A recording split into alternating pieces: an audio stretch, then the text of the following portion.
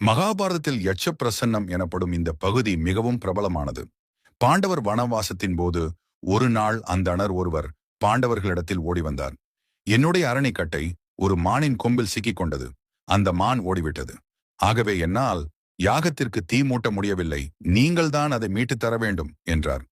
உடனே யுதிஷ்டிரர் தன் தம்பிகள் நகுலன், சகாதேவன், அர்ஜுனன், பீமன் ஆகியோருடன் அந்த மானை தேடி சென்றனர். அந்த மானை பாண்டவர்கள் ஐவரும் பார்த்தனர். மான் இவர்களை பார்த்ததும் ஓடியது. ஐவரும் அந்த மானை துரத்தினார்கள். மானை பிடிக்க முடியவில்லை. நாள் முழுவதும் மானை துரத்தியோடிய ஐவரும் களைப்படைந்தனர். ஐவரும் தாகத்தால் சோர்ந்து போனார்கள். தருமர் நகுலனை பார்த்து, நகுலா, மரத்தின் மேல் ஏறி அருகில் எங்காவது நீர் இருக்கிறதா என்று பார் என்றான்.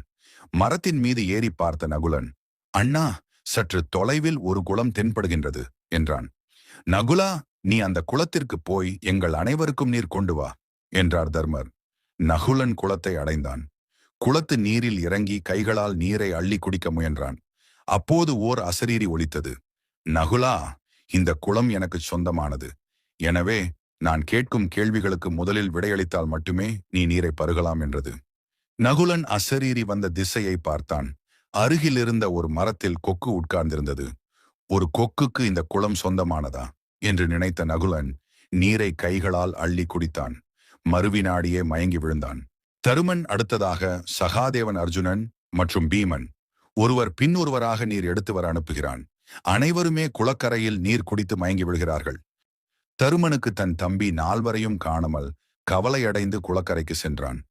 தம்பிகள் நால்வரும் உடலில் ஒரு காயமும் இல்லாமல் வீழ்ந்து கிடக்கின்றனர். இவர்களை பூதங்கள் கொன்றிருக்குமோ அல்லது துரியோதனன் கொண்டிருப்பானோ என்றெல்லாம் சிந்தித்தபடி சற்று நேரம் குளக்கரையில் நின்றார். பின்னர் தாகம் பொறுக்க முடியாமல் குளத்தில் இறங்கினார். அசரீரி மீண்டும் தடுத்தது. என்னுடைய கேள்விகளுக்கு பதில் சொல்லாமல் என் பேச்சை மீறி இவர்கள் நீர் பருக முயன்றதால் நான் தான் உன் தம்பியரை யமலோகத்துக்கு அனுப்பி வைத்தேன் என்றது மரக்கிளையில் இருந்த கொக்கு. பலத்திலும் ஆயுத பயிற்சியிலும் சிறந்த யாராலும் வெல்ல முடியாத என் தம்பியரை ஒரு கொக்கு கொள்வதா? இது எனக்கு ஆச்சரியத்தை ஏற்படுத்துகிறது. நீ யார் என்பதை முதலில் சொல் என்றான் தருமன்.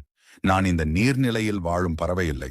நான் ஒரு யட்சன் என்று சொல்லிக்கொண்டு மிக பயங்கரமான உருவத்துடன் ஒரு யட்சன் நின்று கொண்டிருந்தான்.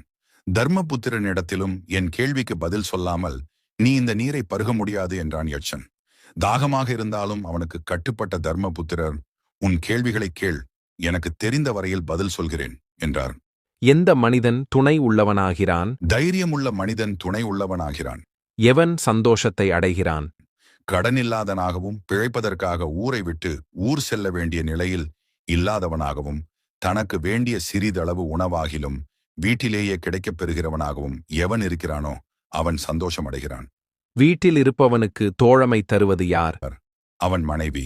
ஒன்றுக்கொன்று எதிரிடையான வழிமுறைகள் கொண்ட அறம், பொருள், இன்பம் ஆகியவை ஓரிடத்தில் சேர்வது என்பது எப்படி நடக்கும்? அறமும் மனைவியும் இணைந்து செயல்படும்போது அந்த இல்லத்தில் ஆரம், பொருள், இன்பம் மூன்றும் சேர்ந்து விடுகின்றன.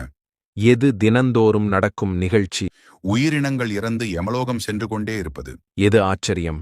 உயிரினங்கள் தினந்தோறும் இறந்து யமலோகம் சென்று கொண்டே இருப்பதை பார்த்தும் கூட மனிதர்கள் தங்களுக்கு மரணமில்லை என்று நினைத்துக் கொண்டு நல்ல செயல்களை செய்ய முயற்சிக்காமலேயே வாழ்நாளை கழித்து இறப்பதற்கு வரிசையில் நிற்கிறார்கள். அதுதான் ஆச்சரியம். செல்வமுள்ளவனாக இருந்தாலும் அறிவாளியாக இருந்தாலும் எந்த மனிதன் வாழும்போதே உயிரற்றவனாக இருக்கிறான்? தேவதைகள், விருந்தாளிகள், வேலைக்காரர்கள், முன்னோர்கள் இவர்களுக்கு மரியாதையுடன் உணவு தராதவன். தாங்கும் சக்தியில் பூமியை விட அதிக சக்தி வாய்ந்தது எது? ஒரு தாயின் மனம். ஒரு மனிதனுக்கு ஆகாயத்தை விட உயர்ந்தது எது? அவனுடைய தந்தை. காற்றைக் காட்டிலும் வேகமானது எது? மனிதனின் மனம். புல்லை விட அலட்சியமாக கருதிவிடத்தக்கது எது? கவலை. தன் ஊரை விட்டுப் போகிறவனுக்கு நண்பன் யார்? அவன் பெற்ற கல்வி. நோயாளிக்கு நண்பன் யார்? நல்ல வைத்தியன். சாகப் போகிற நிலையில் இருப்பவனுக்கு யார் உற்ற தோழன்? அவன் செய்த தருமம். புகழ் எதில் நிலை பெற்றிருக்கிறது? ஒரு மனிதன் செய்யும் தானத்தில் புகழ்நிலை பெறுகிறது. ஒரு மனிதன் பெறக்கூடிய லாபங்களுள் எது சிறந்தது? நோயின்மை. ஒரு மனிதன் பெறக்கூடிய சுகங்களில் உயர்ந்தது எது? மன திருப்தி. எதை விடுவதன் மூலம் மனிதன் துன்பத்தை தவிர்க்கிறான்? கோபத்தை விட்ட மனிதனுக்கு துன்பம் நேராது. வேலைக்காரர்களுக்கு எதற்காக பொருள் கொடுக்க வேண்டும்? அவர்களை வசப்படுத்துவதற்காக. அரசர்களுக்கு கொடுப்பது எதற்காக? அவர்களிடமிருந்து பயமின்றி வாழ்வதற்காக. மனிதனால் வெல்ல முடியாத பகைவன் யார்? கோபம், முடிவே இல்லாத வியாதி எது? பேராசை. எது தைரியம்? இந்திரியங்களை அடக்குவதே தைரியம். எவன் நாஸ்திகன், எவன் மூர்க்கன்? நாஸ்திகனே மூர்க்கன். எது தம்பட்டம்? தான் செய்யும் தர்மத்தை ஊரறியச் செய்வது தம்பட்டம். எந்த மனிதன் அழிவற்ற நரகத்தை அடைவான்? தானம் கொடுப்பதாக கூறிவிட்டு பிறகு இல்லை என்று சொல்பவன். வேதம், தர்ம வழிச் செயல்கள், முன்னோர்களுக்கான சடங்குகள் இவற்றில் பொய் கூறுபவன். செல்வம் இருந்தும் பிறர்க்கு கொடுக்காவதன் அழிவற்ற நரகத்தை அடைவான். பிறப்பு, வேதம் ஓதுதல், தர்ம சாஸ்திரங்களைப் பற்றிய அறிவு, ஒழுக்கம் இவற்றில் எதன் மூலம் பிராமணத்துவம் உண்டாகிறது? பிராமணத்துவம் உண்டாவதற்கு காரணம் பிறப்போ, தர்மசாஸ்திர அறிவோ, வேதம் ஓதுதலோ அல்ல. ஒழுக்கம்தான் பிராமணத்துவத்திற்கு காரணம். ஒழுக்கமற்றவன் எவனாக இருந்தாலும் அவன் பாழானவனே. கல்வியும் சாஸ்திர அறிவும் மட்டுமே பயனளிப்பவை என்று நினைத்து அதை மட்டும் பற்றி நிற்பவர்கள் மூடர்களே. தான் கற்ற சாத்திரப்படி நடப்பவனே பண்டிதன். ஒழுக்கத்துடன் நடந்து கொண்டு யாகத்தில் பற்றுள்ளனவனாக இந்திரியங்களை அடக்கியவன் எவனோ அவனே பிராமணன். இனிமையாகப் பேசுகிறவன் எதைப் பெறுகிறான்? மற்றவர்களின் அன்பை பெறுகிறான். ஆலோசித்த பிறகே காரியத்தை செய்பவன் எதை அடைகிறான்? வெற்றியை ஆடுகிறான். எவன் செல்வம் மிகுந்தவன்? ஆசையற்று அமைதியான மனமும் பெற்று தெளிவான அறிவும் கொண்டு எல்லா பொருள்களையும் சமமாக பார்க்கும் மனிதன் எவனோ அவனே செல்வம் நிறைந்தவன். தருமன் கூறிய பதில்களால் திருப்தி அடைந்த யட்சன், யுதிஷ்டிரா, உன் பதில்கள் என்னை திருப்தி அடையச் செய்தது. அதற்கு பரிசாக நான் உன் தம்பிகளில் ஒருவரை மட்டும் உயிர்ப்பிக்கிறேன். அவன் யார் என்பது உனது விருப்பத்தை பொறுத்தது என்றான். தருமன் சிறிதும் யோசிக்காமல், நகுலன் உயிர் பெறட்டும் எனக் கூறினான்.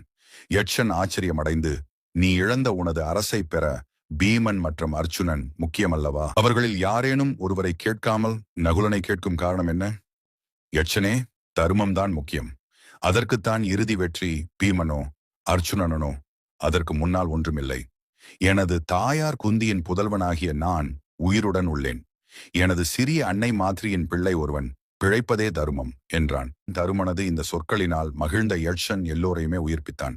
பிறகு நான்தான் தர்மதேவன் யமதர்மராஜன் தனது அம்சமாகிய தர்மானகிய உன்னை சோதிக்கவே வந்தேன் என்று யமதர்மராஜன் பஞ்சபாண்டவர்கள் 5 பேரையும் ஆசி கூறி மறைந்தார்.